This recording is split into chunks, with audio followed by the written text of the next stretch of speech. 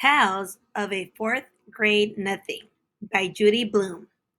My biggest problem is my brother, Farley Drexel Hatcher. Everybody calls him Fudge. I feel sorry for him if he's going to grow up with a name like Fudge, but I don't say a word. It's none of my business. Fudge is always in my way. He messes up everything he sees. And when he gets mad, he throws himself flat on the floor and he screams and he kicks and he bangs his fist. The only time I really like him is when he's asleep, when he's sleeping. He sucks 4 fingers on his left hand and makes a slurping noise. When Fudge saw Dribble, he says, "Ooh, see?" And I said, "That's my turtle. Get it? Mine. You don't touch him." Fudge said, "No touched?" Then he laughed like crazy.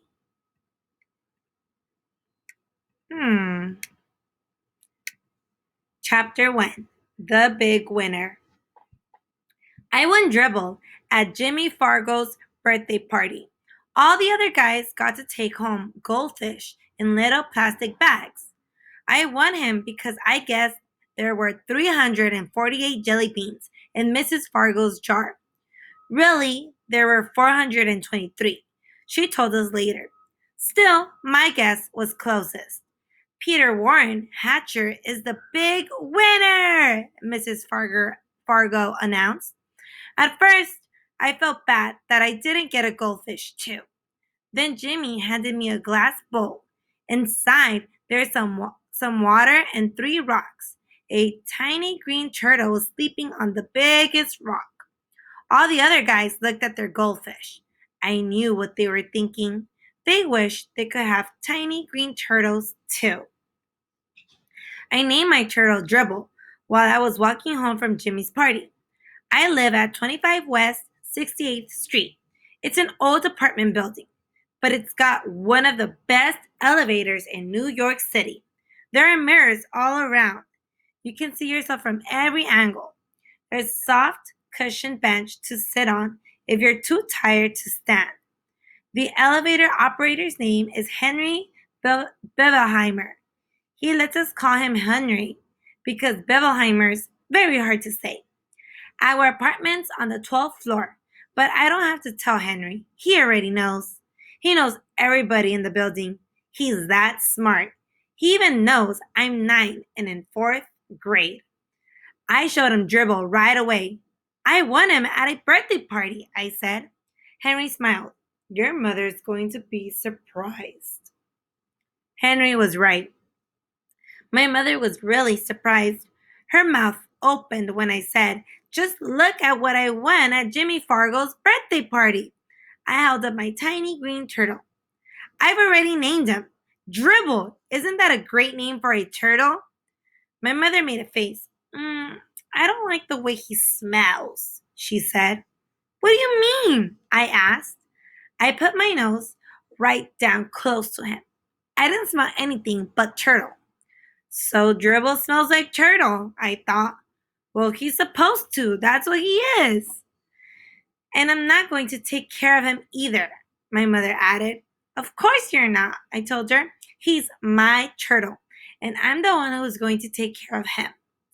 You're going to change his water and clean out his bowl and feed him and all of that? She asked. Yes, I said. And even more, I'm going to see to it that he's happy. This time, my mother made a funny noise, like a groan.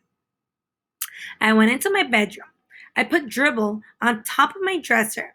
I tried to pet him and tell him he would be happy living with me. But it isn't easy to pet a turtle. They aren't soft and furry, and they don't lick you or anything. Still, I had my very own pet at last. Later, when I sat down at the dinner table, my mother said, I smell turtle. Peter, go and scrub your hands. Some people might think that my mother is my biggest problem. She doesn't like turtles, and she's always telling me to scrub my hands. That doesn't mean just run them under the water. Scrub means I'm supposed to use soap and rub my hands together. Then I've got to rinse and dry them. I ought to know by now. I've heard it enough. But my mother isn't my biggest problem. Neither is my father. He spends a lot of time watching commercials on TV. That's because he is in the advertising business. These days, his favorite commercial is the one about Juicio. He wrote it himself. And the president of the Juicio company liked it so much, he sent my father a whole crate of Juicio for our family to drink. It tastes like a combination of oranges, pineapples, grapefruits, pears, and bananas.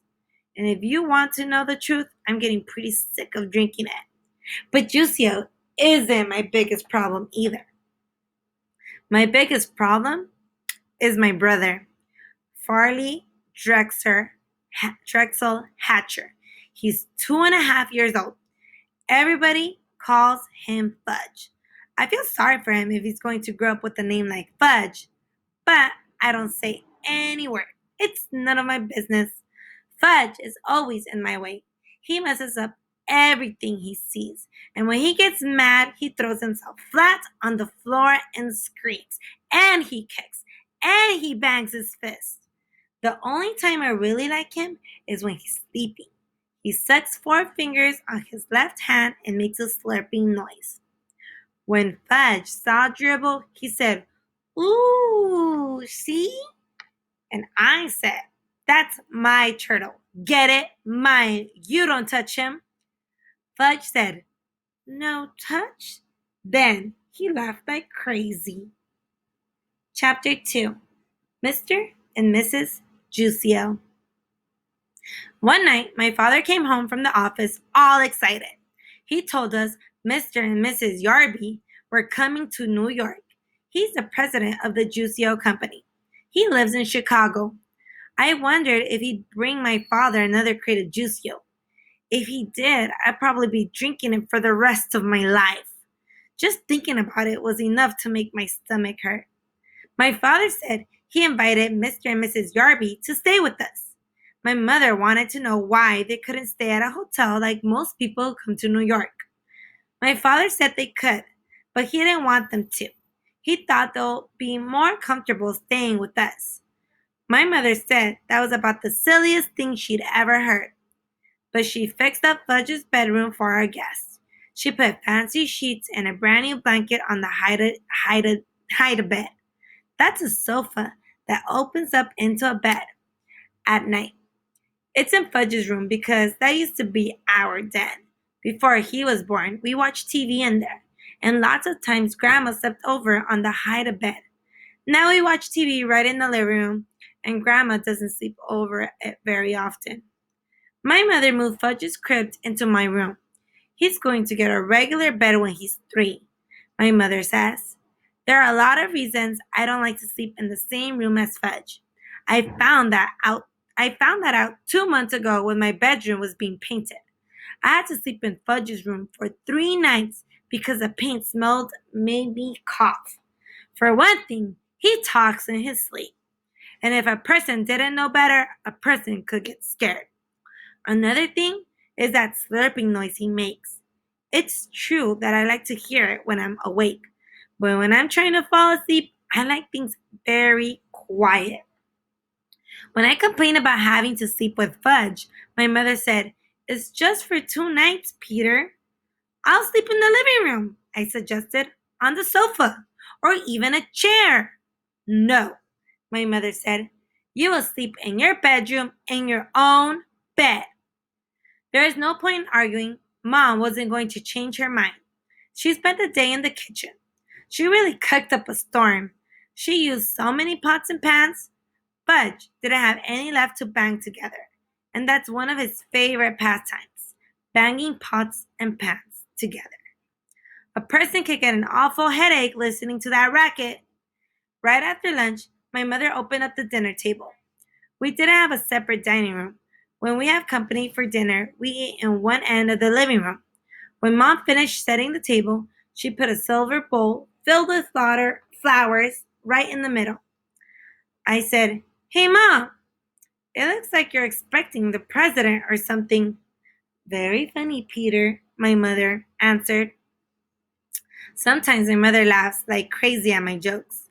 Other times she pretends not to get them. And then there are times when I know she gets them, but she doesn't seem to like them. This was one of those times. So I decided no more jokes until after dinner. I went to Jimmy Fargo's for the afternoon. I came home at 4 o'clock. I found my mother standing over the dinner table mumbling. Fudge was on the floor playing with my father's socks. I'm not sure why he likes socks so much, but if you give him a few pairs, he'll play quietly for an hour. I said, "Hi, Mom, I'm home." "I'm missing 2 flowers," my mother said. I don't know how she noticed that 2 flowers were missing from her silver bowl, because there were at least a dozen of them left. But sure enough, when I checked, I saw 2 stamps with nothing on them. "Don't look at me, Mom," I said. "What would I do with 2 measly flowers?" So we both looked at Fudge. "Did you take Mommy's pretty flowers?" my mother asked him.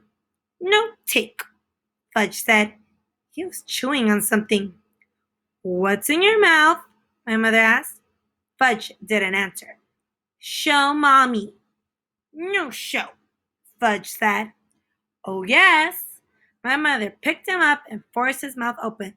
She fished out a rose petal. "What did you do with Mommy's flowers?" She raised her voice. She was scared. She was really getting upset. Fudge laughed. "Tell Mommy." "Yum," Fudge said. "Yummy, yummy, yummy, yummy." "Oh, no," my mother cried, rushing to the telephone. She called Dr. Cone. She told him that Fudge ate 2 flowers. Dr. Cone must have asked what kind, because my mother said, "Roses, I think, but I can't be sure. One might have been a daisy."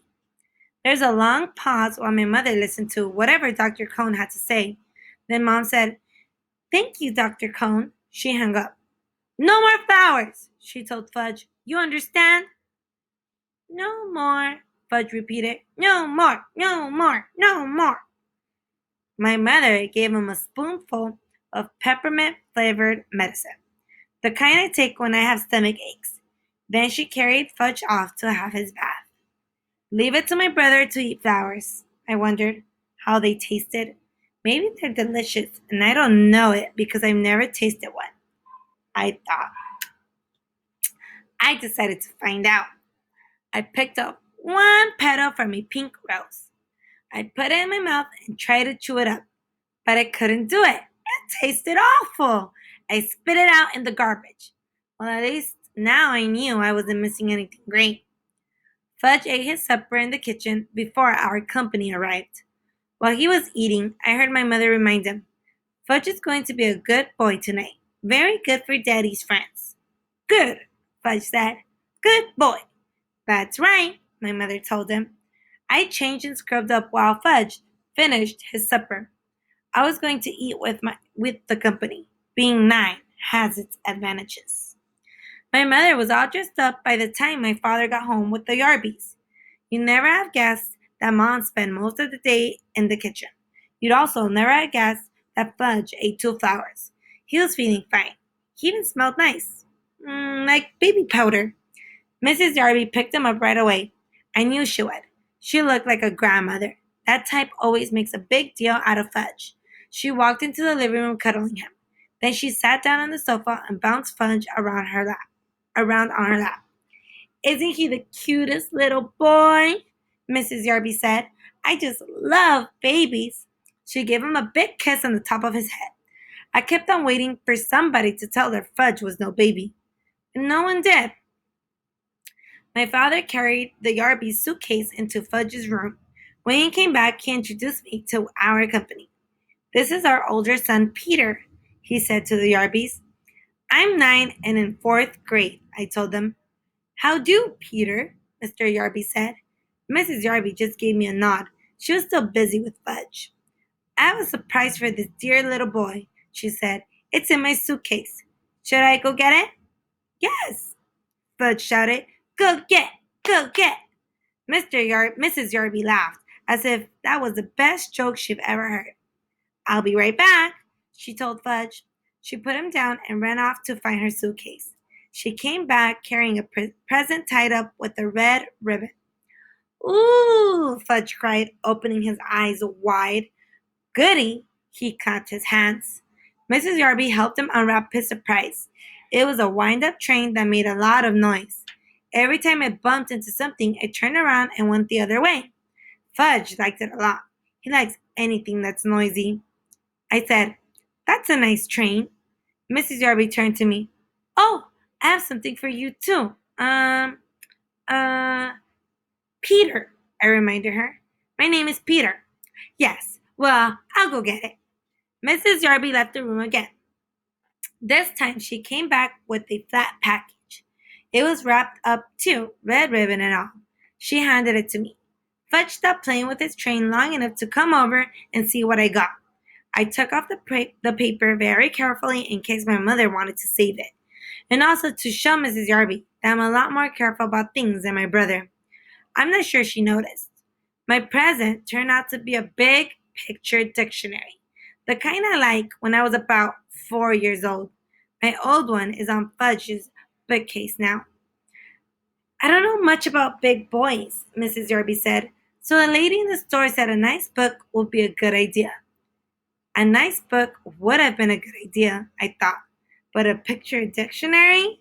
That's for babies.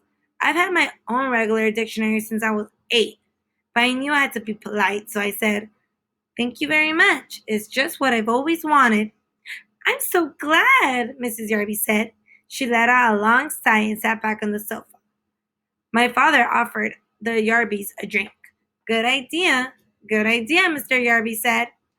"What'll it be?" my father asked. "What would it be?" Mr. Yarby repeated, laughing. "What do you think, Hatcher? It'll be Juicio. That's all we ever drink. Good for your health." Mr. Yarby pounded his chest. "Of course," my father said like he knew it all along. "Juicio for everyone," my father told my mother. She went into the kitchen to get it. While my father and Mr. Yarby was discussing Juicio, Fudge disappeared. Just as my mother served everyone the glass of Mr. Yarby's favorite drink, he came back. He was carrying a book, my old, worn-out picture dictionary, the same as the one the Yarbys just gave me. "See?" Fudge said, climbing up on Mrs. Yarby's lap. "See book." I wanted to vanish. I think my mother and father did too. "See book." Now Fudge held it up over his head. "I can use another one," I explained. "I really can. That old one is falling apart." I tried to laugh. "It's returnable," Mrs. Yarby said. "It's silly to keep it if you already have one." She sounded insulted, like it was my fault she brought me something I already had. "Mine," Fudge said. He closed the book and held it tight against his chest. "Mine, mine, mine." "It's the thought that counts," my mother said. "It was so nice of you to think of our boys." Then she turned to Fudge. "Put that book away now, Fudge." "Isn't Fudgy's bedtime?" my father hinted.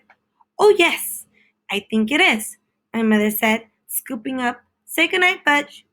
"Good night, Fudge," my brother said, waving at us. Fudge was supposed to fall asleep before we sat down to dinner, but just in case, my mother put a million of toys in his crib to keep him busy. I don't know who my mother thought she was fooling, because we all know that Fudge can climb out of his crib any old time he wants to. He stayed away until we were in the middle of our roast beef. Then he came in carrying Dribble's bowl. He walked right up to Mrs. Yarby. He thought she was his new friend. "See?" he said, holding Dribble under his nose. "See, Dribble?" Mrs. Yarby shrieked. "Oh, I can't stand reptiles. Get that thing away from me." Fudge looked disappointed, so he showed Dribble to Mr. Yarby. "See?" he said. "Hatcher!" Mr. Yarby boomed. "Make him get that thing out of here." I wonder why Mr. Yarby called my father Hatcher. Didn't he know his first name was Warren? And I didn't like the way Mr. and Mrs. Yarby both called Dribble a thing. I jumped up. "Give him to me," I told Fudge. I took Dribble and his bowl and marched into my room. I inspected my turtle all over. He seemed all right. I didn't want to make a big scene in front of our company, but I was mad. I mean, really mad. That kid knows he's not allowed to touch my turtle. Peter, my father called, come and finish your dinner. When I got back to the table, I heard Mrs. Yarby said, it must be interesting to have children. We never had any ourselves. But if we did, Mr. Yarby told my father, we'd teach them some manners. I'm a firm believer in old-fashioned good manners. So are we, Howard, my father said in a weak voice. I thought Mr. Yarby had a lot of nerve to hint that we had no manners. Didn't I pretend to like their dumb old picture dictionary? If that isn't good manners, then I don't know what is. My mother excused herself and carried Fudge back to my room. I guess she put him in his crib again. I hope she told him to keep his hands off my things. We didn't hear from him again until dessert. Just as my mother was pouring the coffee, he ran in wearing my rubber gorilla mask from last Halloween. It's a very real-looking mask. I guess that's why Mrs. Yarby screamed so loud. If she hadn't made so much noise, my mother probably wouldn't have spilled the coffee all over the floor. My father grabbed Fudge and pulled the gorilla mask off him. That's not funny, Fudge, he said. Funny, Fudge laughed. Funny, funny, funny, funny, Fudge. Yes, sir, Hatcher, Mr. Yarby said. Old-fashioned manners. By that time, I'm sure my father was sorry the Yarbys weren't staying at a hotel. I finally got to bed at 10. Fudge was in his crib, slurping away. I thought I'd never fall asleep, but I guess I did. I woke up once when Fudge started babbling. He said, Booba mama baba gee. Whatever that means. I didn't even get scared. I whispered, shut up. And he did. Early the next morning, I felt something funny on my arm. At first, I didn't wake up. I just felt this little tickle. I thought it was part of my dream, but then I had a feeling somebody was staring at me, so I opened my eyes. Fudge was standing over me, and Dribble was crawling around on my arm. I guess Fudge could tell I was about ready to kill him because he bent down and kissed me. That's what he does when my mother's angry at him. He thinks nobody can resist him when he makes himself so lovable. And a lot of times it works with my mother, but not with me. I jumped up, put Dribble back into his bowl, and smacked Fudge on his backside. Hard, he hollered. My father came running into my room. He was still in his pajamas. He whispered, what's going on in here? I pointed at Fudge, and he pointed at me. My father picked up my brother and carried him off. Go back to sleep, Peter, he said. It's only 6 o'clock in the morning. I fell asleep for another hour, then woke up to an awful noise. It was Fudge playing with his new train. It woke up everybody, including the Yarbys. But this time, there was nobody they could blame. They were the ones who gave Fudge the train in the first place. Breakfast was a very quiet affair. Nobody had much to say. Mr. Yarby drank 2 glasses of juicio. Then he told my father that he and Mrs. Yarby had their suitcase packed. They were leaving for a hotel as soon as breakfast was over. My father said he understood, that the apartment was too small for so many people. My mother didn't say anything. When Mr. Yarby went into Fudge's bedroom to pick up his suitcase, his voice boomed, Hatcher! My father ran toward the bedroom. My mother and Mrs. Yarby followed him. I followed them. When we got there, we saw Fudge sitting at the Yarby's suitcase. He had decorated with about 100 green stamps, the kind my mother gets at the supermarket. See? Fudge said. See? Pretty. He laughed. Nobody else did. Then he licked the last green stamp and stuck it right in the middle of the suitcase. All gone, Fudge sang, holding up his hands. It took my mother half an hour to peel off her trading stamps and clean up the Yarby suitcase.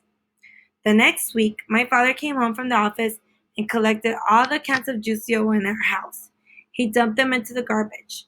My mother felt bad that my father had lost such an important account, but my father told her not to worry. Juicio wasn't selling very well at the stores. Nobody seemed to like the combination of oranges, grapefruits, pineapples, pears, and bananas. You know, Dad, I said, I only drank juicio to be polite. I really hated it. You know something funny, Peter? My mother said. I thought it was pretty bad myself.